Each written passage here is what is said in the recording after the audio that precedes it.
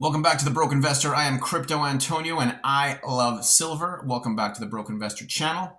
Today we're going to be talking about the explosive Donald Trump meme coin that launched on Solana last night and literally did a 14,000% gain, which is absolutely bonkers. But before we get started, just remember that nothing you see here is financial advice. Do your own research on any chain, token, assets, investment, trade, blockchain, etc. I am not a financial advisor. So let's get right into it. So last night, in the quietness, while nobody suspected anything and nobody thought anything of it, Donald Trump launched a meme coin at the end of the trading day on Friday, January 17th. He did it on the last day of Gary Gensler's reign of terror on crypto, and he launched it when there was no institutional investors in the market. So it was 100% a retail investor play, and people made life-changing money on that meme coin. Like I said, it literally, I think it launched at about 30 cents, and last time I looked at it, it was $27. So it was, for a day, that is probably going to be one of the best trades in history right there. Absolutely crazy, absolutely wild. And from the looks of it, it looks like it was a very fair launch. So it looks like there was no fishiness. There's nothing really weird with the launch, and it looks like it's going to have a vesting schedule, which means they're going to be releasing tokens as time progresses. And it looks like a very well thought out project and a very well thought out tokenomics matrix. And it just looks very, very bullish. And he does that on the Friday before being inaugurated as the 47th president of the United States, which is a huge move.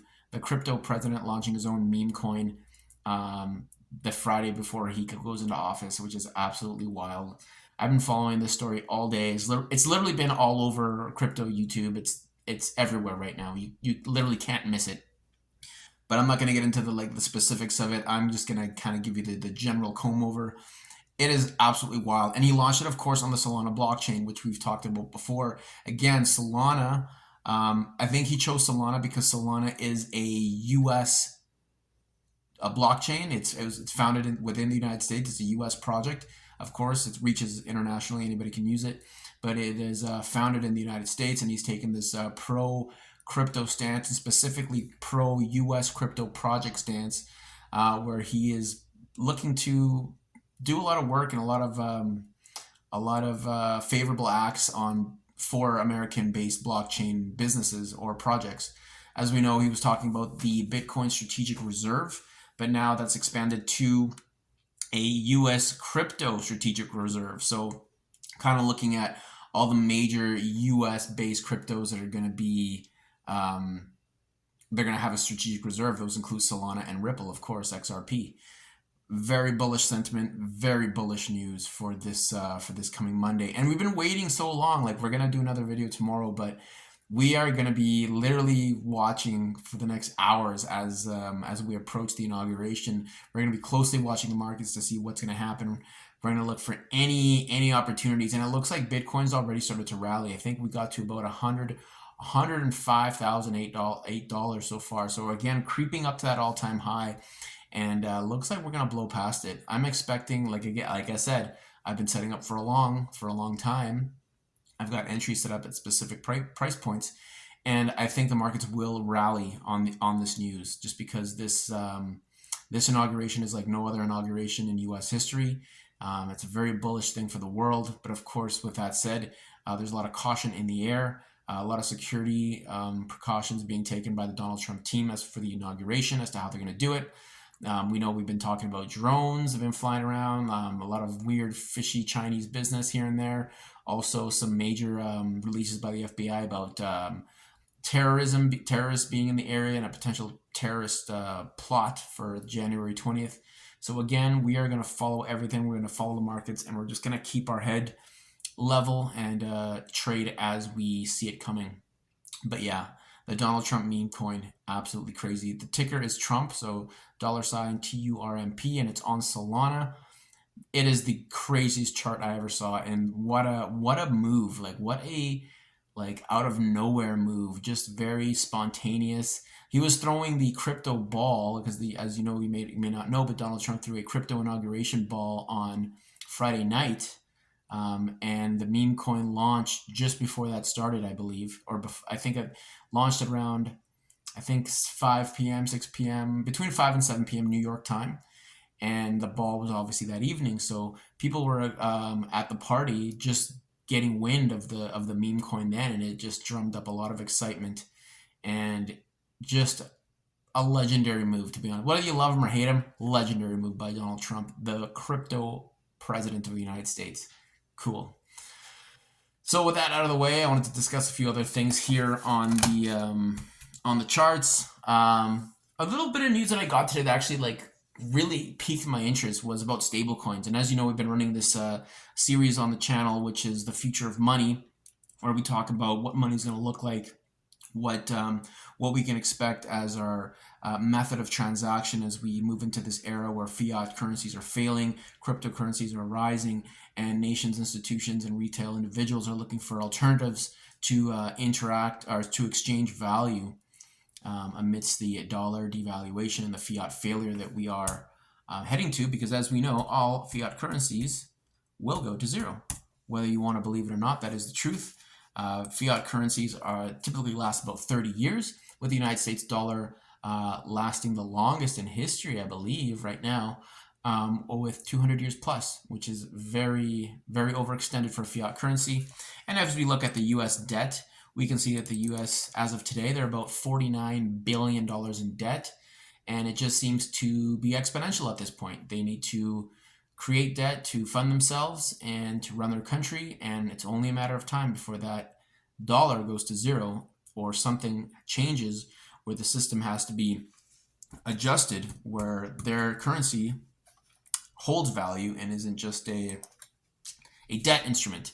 And if you don't know what a debt instrument, that means that, the US dollar, each dollar in the system is a note of debt. It is debt in the system. Every dollar in circulation is a debtor note. And the way that works is when you go to the bank and you ask them for a $100,000 loan or a $500,000 loan to buy your house or to buy whatever you're going to buy, that money literally comes from nowhere. It doesn't exist. It is not even, that money doesn't exist. The bank does not have that money that you're going to borrow from them. The way it works is you ask for a $500,000 loan. They look at you, they see how much money they can make from you, and they'll say, okay, you're approved. Go out and buy your asset on literally nothing. It's flipping crazy. People go out and buy houses on the bank, and the bank is literally owns the property. It's crazy. Let me try from the top here. So you get your loan from $500,000. You go buy your $500,000 house. The bank controls the house, and you pay the bank money in exchange for owning the house. But where does this money come from? Like I said, they don't have the money to loan you. So what they do is they go out and purchase the asset, and then you pay them with interest, your interest being the actual money created out of that transaction. And if that's too hard for you to comprehend or understand, I'll have to break it down again in another video. So that is a debt instrument. That is what the dollar is used for. Anybody that runs on a fiat currency in a debtor system, that's what you're basically funding. That is what you're running in your country, which is crazy because the banks literally take on all these assets and liabilities, and it's like there's no where's the value? They're almost in a position where they are almost free of any liability, right? Like they're always going to make money whether they win or lose, it feels. And if a bank goes under, they're going to do something called a bail-in. You remember what a bailout is? When the government gives the banks money to keep them afloat. Well, guess what? When those are done, because those aren't going to last forever, there's going to be something called a bail-in. And what a bail-in is when the account holders and the customers of that bank, their assets under the bank's custody become what keeps them afloat, which means the money you have or anything you have in your safety deposit box at the bank becomes theirs and not yours. That is a bail-in, so they can keep doing business, continuing this Ponzi scheme. Woo! Anyways, back to what I was trying to say. So as we look into alternative methods of exchange and getting out of the fiat system, stable coins are becoming a major thing. And as you know, we have two major stablecoin. The biggest stablecoin issuers right now in the world are Tether, which is based out of China, and we have USDC, which is based out of Circle, which is based out of the United States. And I've touched on this before. What's the difference between the two? I literally don't see a difference between the two because Circle, regulated by the United States, given the green light, no pun intended, they have US dollar reserves, but they are in treasuries, they're in derivatives of US dollars. I think there's some cash holdings as to what backs their one-to-one USDC to one US dollar. They hold US dollar denominated assets and derivatives or whatever, like T-bills, cash. There's some other things that they own that will, in the market equivalent, a one-to-one for the US dollar.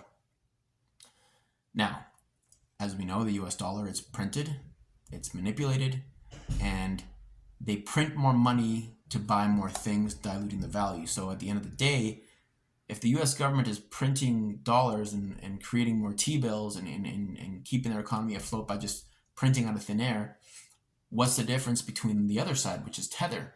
And what Tether does is that's a Chinese-based company, and they just mint US dollars. I don't know what their process looks like. I don't know if they have any reserves. I don't even know if that's even transparent on their end. But they print digital US dollars for the blockchain economy, and I don't see the difference between them doing it that way and Circle doing it their way. And we also have the euro dollar, which is the United States dollar that's created outside of the United States. You know, like everybody in Europe that wants to, or everybody around the world that wants to hold US dollars, the euro dollar fulfills that by being created outside of the United States to play a US dollar role, which is absolutely bonkers. So what the news is, what I'm trying to get to is Tether has now actually relocated. They're moving to El Salvador. Okay, they're moving to El Salvador, which was the first country to adopt crypto as a national payment method. Bitcoin, of course.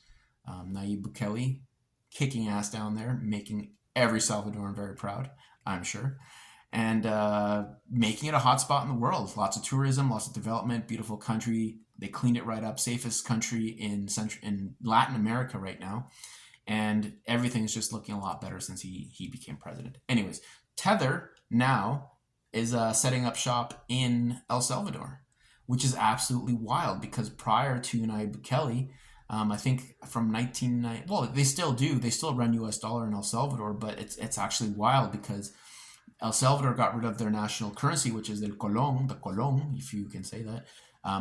It was their national unit of, their national money. They got rid of it in 1992, 1993, I believe, to switch over to the US dollar system, which really screwed over a lot of people in the working class and people that didn't hold US dollars or have income coming in US dollars, because a lot of people with money really liked that because, it helped them a lot. But now we see Tether moving to El Salvador, and it's almost like the US dollar is going to be from El Salvador. The digital US dollar is going to be at home in El Salvador, which is super crazy, ironic, and wild at the same time.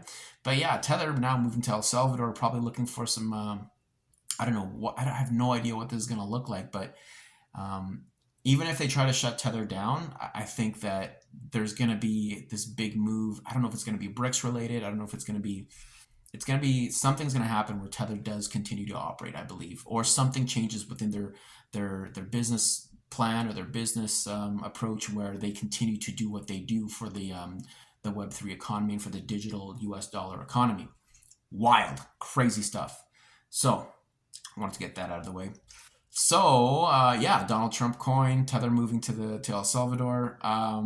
Those are really the major items I wanted to talk to you about today. So let's get into the charts and just see where everything's looking at right now.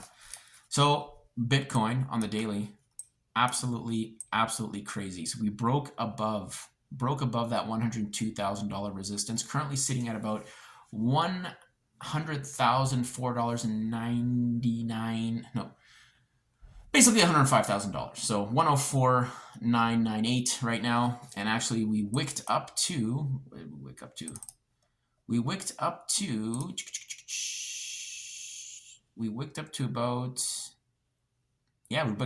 over about 105.7 around there. We wicked up to, leading up to the Donald Trump coming into DC and having the big fireworks show that was this evening. So the Bitcoin the Bitcoin is definitely beat the resistance level. Like I said, I was very concerned that we were not concerned, but I was fairly confident that Bitcoin was going to keep going down in this descending wedge pattern. We've clearly broken above it, wrecking a lot of shorts. So if you were short Bitcoin, which means you are betting for the price to go down in order to make a gain on your leverage trade, then you got wrecked. You know, if you didn't set a stop loss, because it is pumping right now. And so I think we are setting up for Monday here. Monday is going to be a very, very bullish day. If this trend continues, we'll have our $117 Bitcoin, $117,000 Bitcoin, possibly by the end of the month. We could see another crazy rally, what we saw coming out of the election on November 5th. So it just looks like a very, very interesting time right now. I'm watching like a hawk, and of course, I admitted to it. I got wrecked. I was in a short. I put in a short at about 102, expecting that pattern to continue.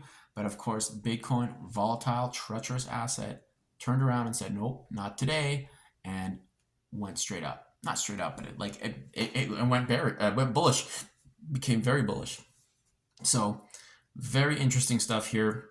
We're going to watch the price very closely tomorrow, specifically for around 5. Well, it depends where you are in the world, but we're going to be watching just as the Asian markets come online, because we're expecting Asia to start buying in light of the news of the inauguration. So if you're going to be going long, you want to go long before Asia comes online, before their institutional traders get back to their desks and the OTCs start coming back, and the institutions and the high net individuals and the nation states of the region, before they start buying. I think they're going to be buying because, like I said, the sentiment is strong, and that's why I felt so confused earlier the last week or two, wondering how the price could be dropping when it's in such demand. And again, it was a great cycle, because we did not break that $90,000 range. Of course, we went down to about 89.9, 89.8, but it was quickly eaten up, and we've been up ever since. From that wick down, we have been, let's have a look here, from that wick down to, let's see here, from that wick down to now,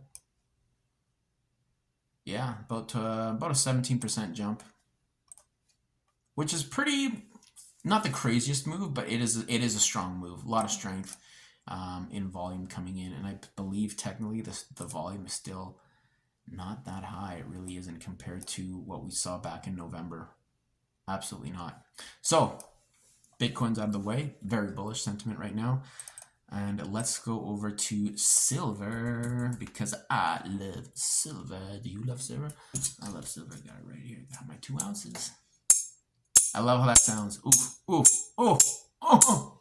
Good stuff. All right, so silver. Let's have a look at the...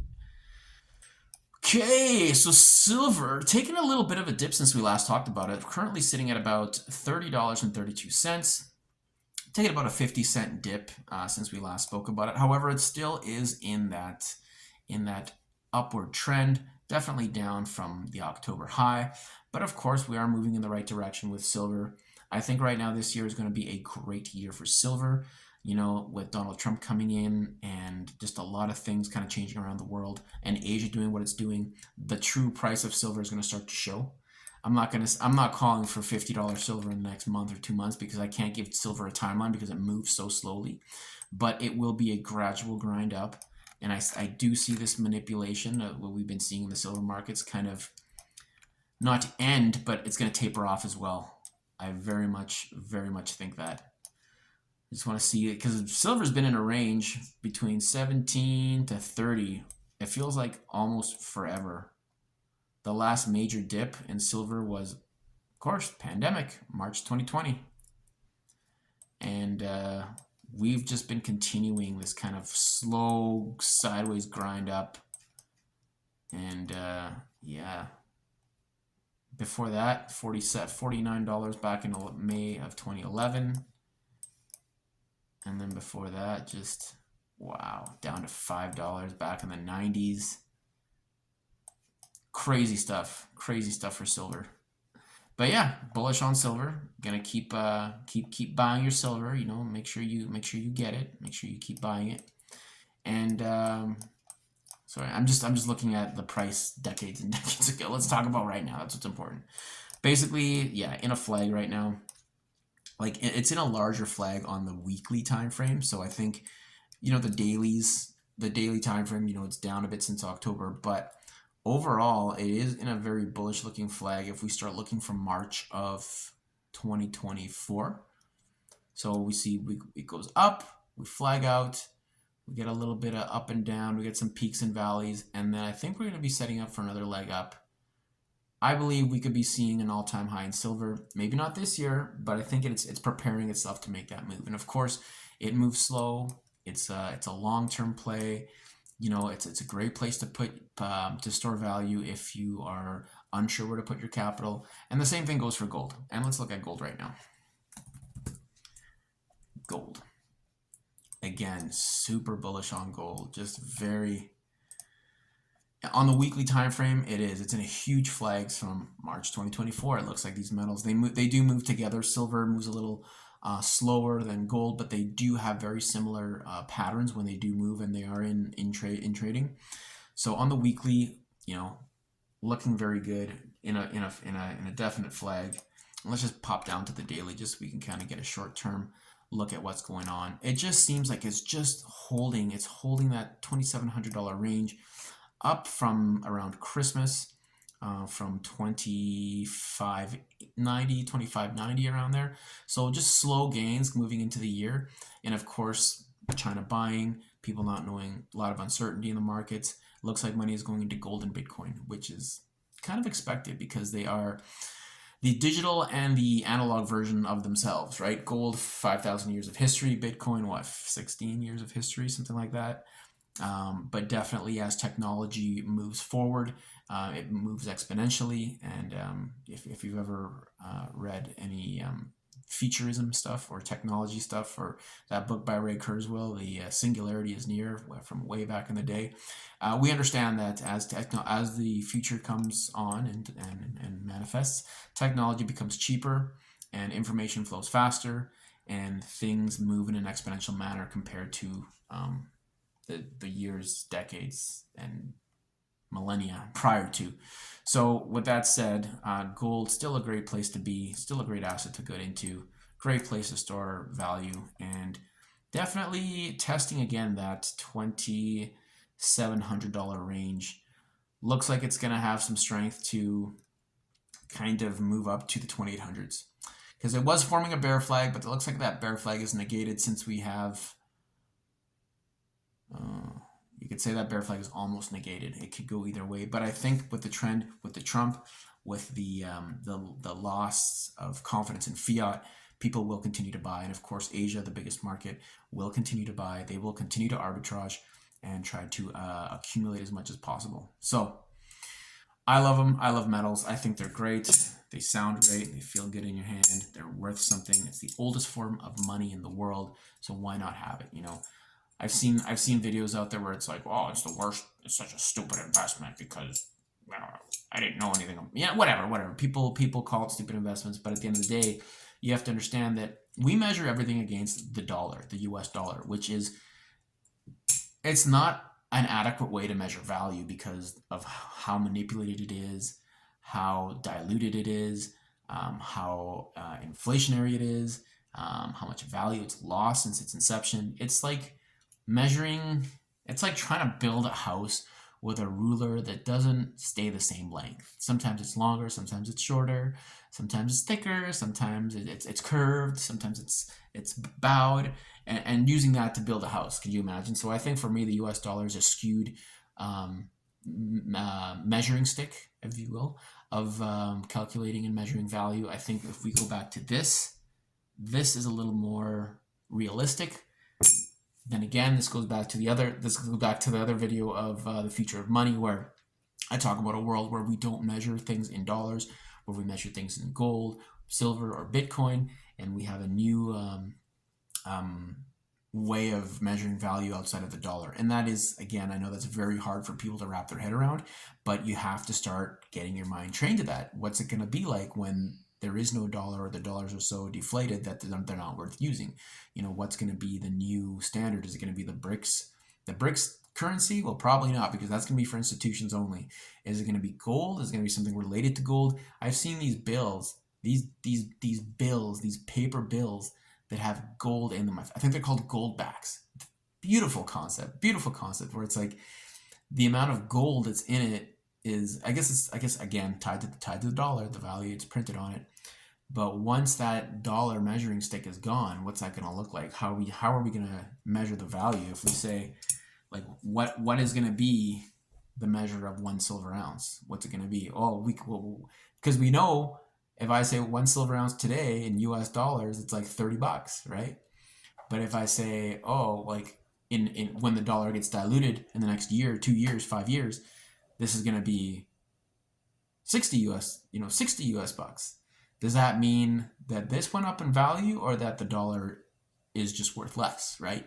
So you have to really get your mind around that you're not building wealth with that. You're seeing the weakness of the dollar. So if we go back to this being the measure of value, this buys what? Like, what is the new, like, how do we price everything in this now? You know what I mean? Like, sure, we'll have dollars around. I'm not going to say they're going to go away, but like what's it going to be like? Okay, well, with 1 ounce, if that today's 30 US bucks, like what, like, is this is like a meal? You can go out and have like a, hamburger, fries, and like a milkshake kind of thing at like a decent place, not a fancy place, not a garbage place, but a decent place. And then what does that contained value translate to another asset, right? And that's where I think the value lies in developing our minds. Okay, so I know that's a lot to take in, but we're gonna be doing the future of money part 4 pretty soon, because I do have a lot of things to say about that. But this video has already gone long enough. It's 26 minutes. I want to thank you so much for watching The Broke Investor. My name is Crypto Antonio, and I love silver. Here it is. Remember to like and subscribe to the video so you can get all the new updates on everything I put out. Don't forget to comment, interact with me, and let's chat. All right. Stay safe out there. Let's get ready for Monday. Get ready for Monday. I'll see you guys tomorrow. Bye.